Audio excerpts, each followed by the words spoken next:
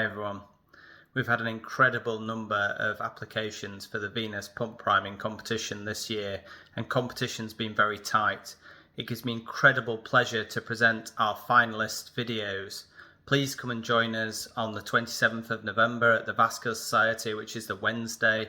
We have a session which starts where Lily Benton is going to be presenting her progress since winning last year's award, and this year's finalists are going to be battling it out for funding. Please come along and support the trainees and venous research. Thank you and look forward to seeing you there. Today is gonna be the day that your ulcer's gonna heal for you. By now we should have somehow realized how to predict it too. I don't believe that anybody uses AI like we do to find out how.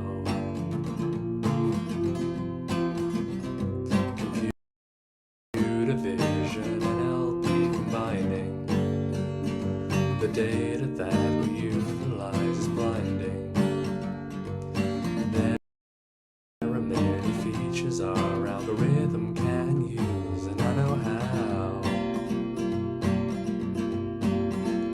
He said, James Lynn, I'm answering a priority question.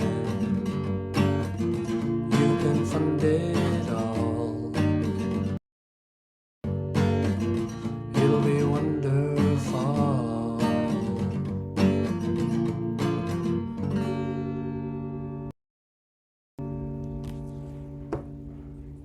My name is Jessica, and the very noisy machine I'm trying to talk over in this video is what we use for REIMS.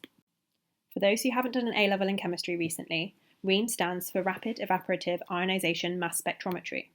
Mass spectrometry involves the splitting of molecules into ions to measure their mass and subsequently identify them.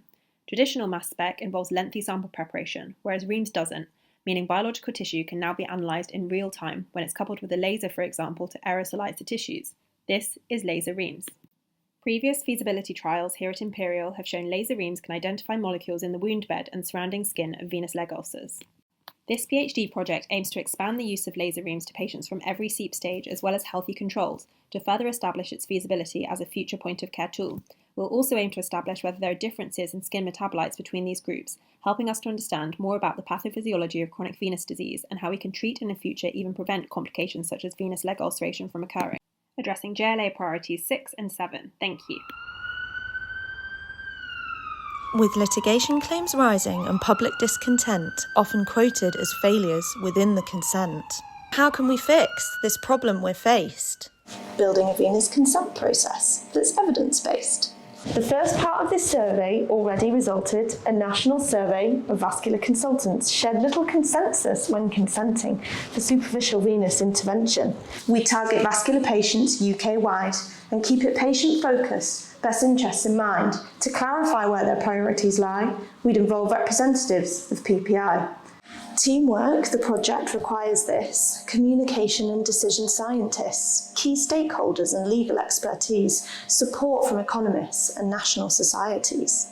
Improving access to high-quality standardised care, building patients' autonomy, empowering shared decision-making, and signposting to educational tools, addressing JLA questions 1 and 2. This year, venous research is set to thrive. No better time for our practice to be revived. So how can you help fix this problem we're faced?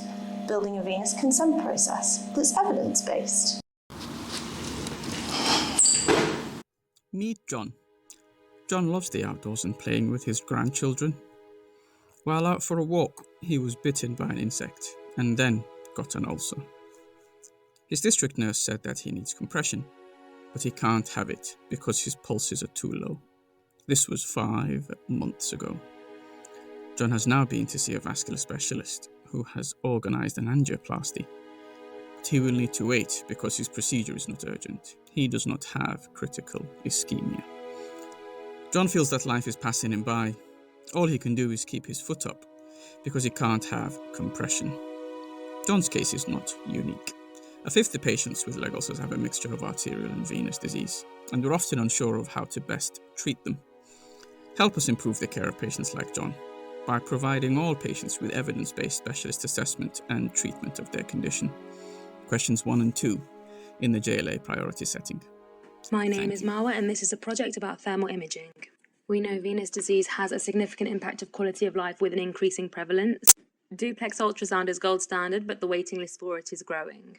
Scans take time and are very often dependent on the operator.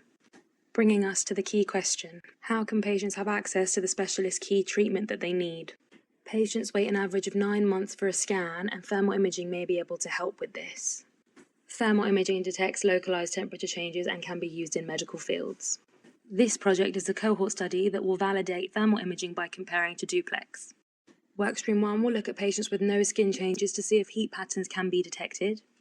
Patients in Workstream 2 will have pre and post scans to see if the expected reversible changes are detected. And finally, patients in Workstream 3 will be those with active venous ulcers, with an aim to assess if local inflammation impacts heat map screening for SVI. We hope this allows patients to be seen more promptly and avoid unwarranted scans. Thank you. Hello there, I'm Ben Turner from Imperial. Earlier this year there was an amazing study in the New England Journal of Medicine which took patients who were undergoing carotid endarterectomy for greater than 70% carotid stenosis, and they analysed the quality of their endarterectomy plaques. Now, around 58% of people in the study had plastic in their endarterectomy plaques, and their risk of dying over the subsequent 3 years of follow-up in the study was 4 times higher. Micro nanoplastics are inflammatory, and that's particularly relevant to one of the diseases I study, venous thromboembolism, which has a high correlation with inflammation and is caused by inflammation in many ways. Now, micro nanoplastics has been isolated in brain, lung, liver, placenta and semen, but no one's ever looked in blood clots, so that's what I would like to do with this pump priming grant. We would like to present the concept of a collaboration between multiple centres to establish the link between venous disease and obesity. Studies have consistently shown that chronic venous insufficiency is worsened by the presence of obesity. 25% of patients attending weight management services already have a formal diagnosis of venous disease. We would like to establish a cohort study to assess if reduction in obesity and weight loss can reduce the severity of chronic venous insufficiency, risk of ulceration, and hasten ulcer healing. We would also investigate if these factors have a financial impact on the NHS by reducing nursing workload in hospital, GP practices, and community clinics. Think of all that back pain from bandaging legs. This project will address JLA priority for wounds, get wounds to heal quicker, and venous priorities 1 and 3, access to appropriate services and prevention and treatment of venous ulceration. Thank you for considering this proposal.